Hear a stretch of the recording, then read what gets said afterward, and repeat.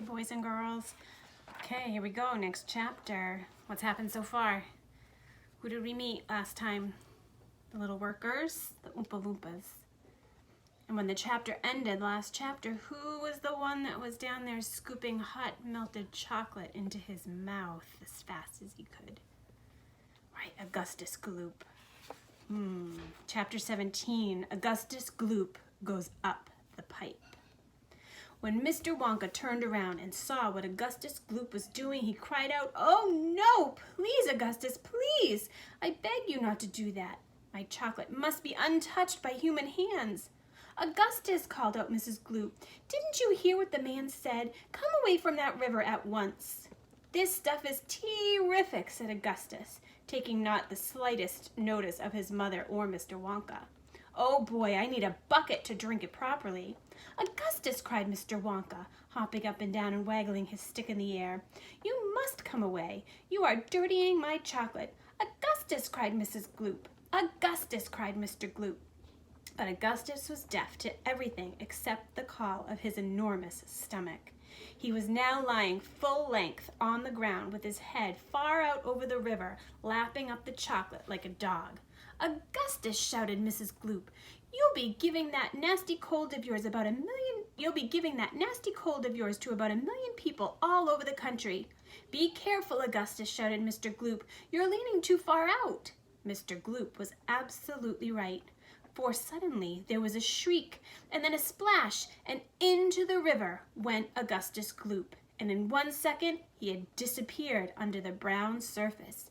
"Save him," cried Mrs. Gloop, going white in the face and waving her umbrella about. "He'll drown! He can't swim a yard! Save him! Save him!"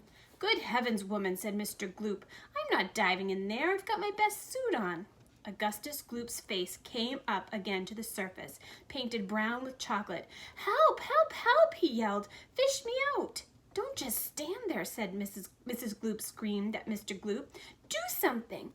"I am doing something," said Mr. Gloop, who was now taking off his jacket and getting ready to dive into the chocolate.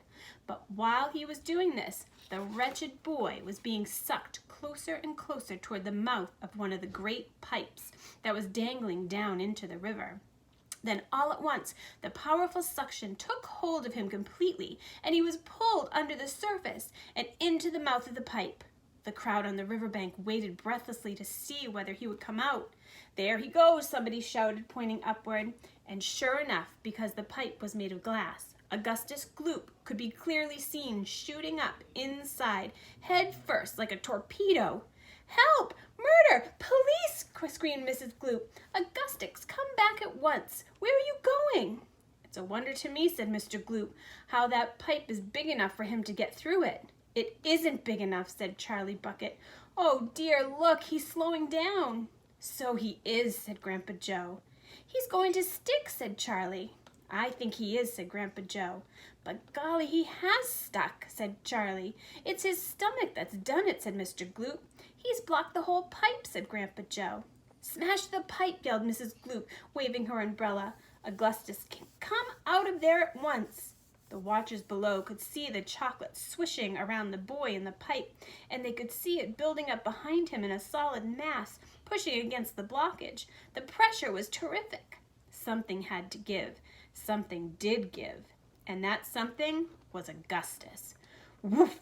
Up he shot like a bullet into the barrel, up he shot again like the bullet in a barrel of a gun. "He's disappeared," yelled Mrs. Gloop. "Where does that pipe go? Quick, call the fire brigade." "Keep calm," cried Mr. Wonka. "Keep calm, my dear lady, keep calm. There is no danger whatsoever. Augustus has gone on a little journey, that's all. A most interesting little journey. But he'll come out of it just fine. You wait and see." "How can he possibly come out just fine?" snapped Mrs. Gloop. "He'll be made into marshmallows in 5 seconds." "Impossible," cried Mr. Wonka. "Unthinkable, inconceivable, absurd. He could never be made into marshmallows." "And why not, may I ask?" shouted Mrs. Gloop. "Because the pipe does not go to the marshmallow room," Mr. Wonka answered. "It doesn't go anywhere near it. That pipe, the one Augusta went up in, happens to lead directly to the room where I make the most delicious kind of strawberry-flavored chocolate-coated fudge." He'll be made into strawberry-flavored chocolate-coated fudge, screamed Mrs. Gloop. My poor Augustus! Then they'll be selling him by the pound all over the country tomorrow morning. Quite right, said Mr. Gloop. I know I'm right, said Mrs. Gloop. It's beyond a joke, said Mr. Gloop.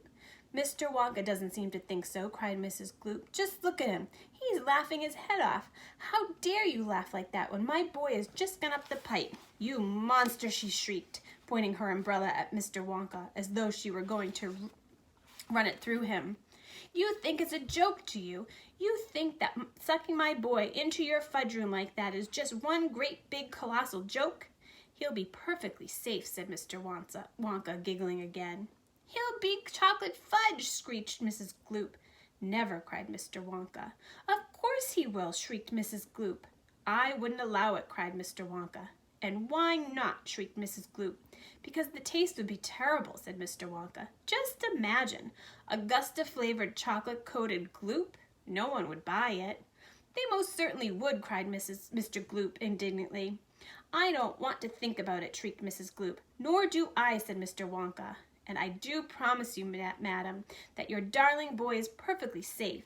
If he's perfectly safe, then where is he? Snapped Mrs. Gloop, lead me to him this instant. Mr. Wonka turned around and clicked his fingers sharply. Click, click, click, 3 times. Immediately, an Oompa Loompa appeared, as if from nowhere, and stood beside him. The Oompa Loompa bowed and smiled, showing beautiful white teeth. His skin was rosy white, his long hair was golden brown, and the top of his head came just above the height of Mr. Wonka's knee. He wore the usual deer skin slung over his shoulder. Now listen to me, said Mr. Wonka, looking down at the tiny man. I want you to take Mr. and Mrs. Gloop up to the fudge room and help them find their son Augustus. He's just gone up the pipe. The Oompa Loompa took one look at Mrs. Gloop and exploded into peals of laughter. Oh, do be quiet, said Mr. Wonka. Control yourself. Pull yourself together. Mrs. Gloop doesn't think it's at all funny. You can say that again, said Mrs. Gloop. Go straight to the fudge room, Mr. Wonka said to the Oompa Loompa, and when you get there, take a long stick and start poking around inside the big chocolate mix barrel. I'm almost certain you'll find him there.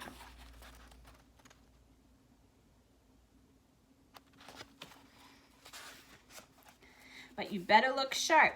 You'll have to hurry. If you leave him in the chocolate mixing barrel too long, he's liable to get poured into the fudge boiler. And that really would be a disaster, wouldn't it? My fudge would become quite uneatable.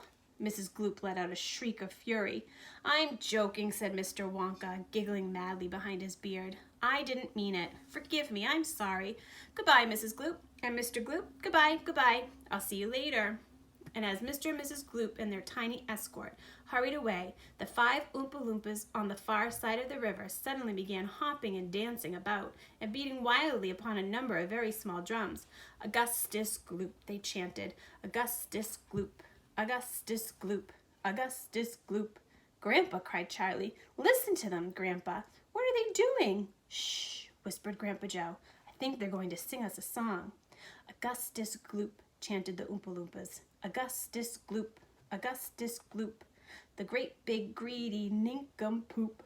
How long could we allow this beast to gorge and guzzle, feed and feast on everything he wanted to? Great Scott, it simply wouldn't do.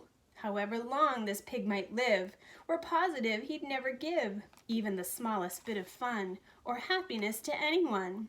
So what we do in case such as this, we use the gentle touch, and carefully we take the brat and turn him into something that will give great pleasure to all, a doll, for instance, or a ball, or marbles, or a rocking horse. But this revolting boy, of course, was so unutterably vile, so greedy, foul, and infantile, he left the most disgusting taste inside our mouths, and so in haste we choose a thing that, come what may, would take the nasty taste away. Come on, we cry, this time is ripe to send him shooting up the pipe. He has to go, he has to be, and very soon he's going to see, inside the room to which he's gone, some funny things are going on. But don't, dear children, be alarmed. Augustus Gloop will not be harmed. Although, of course, we must admit he will be altered quite a bit. He'll be quite changed from what he's been when he's to go through the fudge machine. Slowly the wheels go round and round, the cogs begin to grind and pound. 100 knives to slice, slice, slice. We add some sugar, cream, and spice. We boil him for a minute more, until we're absolutely sure that all the greed and all the gall is boiled away for once and all. Then out he comes, and now by grace, a miracle has taken place. This boy who only just before was loathed by men from shore to shore. This greedy brute, this louse's ear, is loved by people everywhere. But who could hate or bear a grudge against a luscious bit of fudge? I told you they loved singing, cried Mr. Wonka. Aren't they delightful? Aren't they charming? But you mustn't believe a word they say. It's all nonsense, every bit of it. Are the Oompa Loompas really joking, Grandpa? Asked Charlie. Of course they're joking, answered Grandpa Joe. They must be joking. At least I hope they're joking. Don't you? What do you think is going to happen to Augustus? Do you think he's going to be turned into fudge? I hope not. We'll see next time. Chapter 18 is called Down the Chocolate River. I hope the rest of the kids behave. Okay, we'll wait for next time. See you later.